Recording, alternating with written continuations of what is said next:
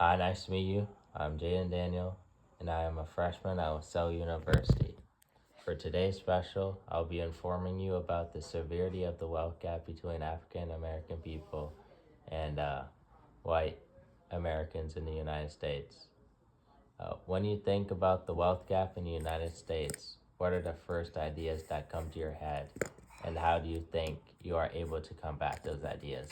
Here with me is my grandfather, and he'll be giving his inputs.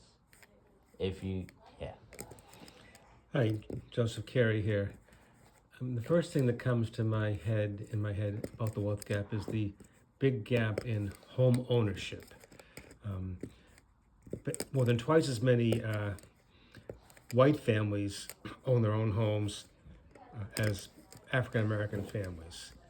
So one way to combat the wealth gap and to close this difference in home ownership is to provide special aid programs to help African Americans purchase homes. This may include down payment assistance, may include special loan programs, lower interest rates. There's a bunch of ways you can do it to give them help to buy a home and help to close the wealth gap. Thank you.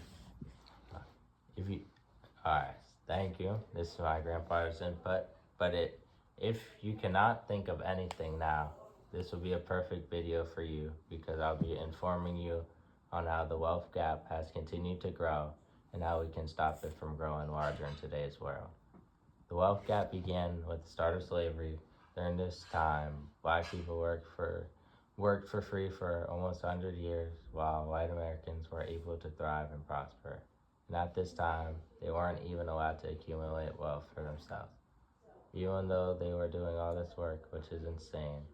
The major topics I'll be talking about in this podcast are how the wealth gap has a severe impact on black communities South. Then you'll find out about the redlining and how redlining is one of the key factors in the wealth gap growing and continuing in today's world.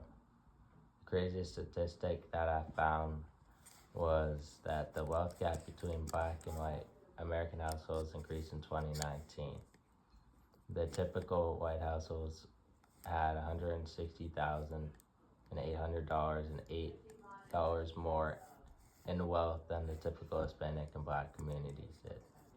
This gap increased to $201,700 in 2021. I got this information from Anna Ricketts. She published this in 2024, and she's a part of the Federal Reserve Bank of St. Louis. This is an outstanding difference that we need to make sure that we are aware of, because if not, the wealth gap will continue to grow slowly and bigger. In recent years, many of the states have begun to give reparations to black communities for multiple reasons, such as being used towards better housing, better health care, or any other necessity that they may need assistance with. Reparations are given to groups of people that have been discriminated against for inhumane reasons that have taken place over a long period of time. Many Americans right now in today's world don't believe that reparations should be paid back. These major contributions that are being made to many black families are allowing them to be able to accumulate some type of wealth, which is great news because before they weren't able to accumulate anything. Make sure you turn your notifications on for more content like this. Also, make sure to leave a like and follow if you are able to learn something new today. Thanks for your time.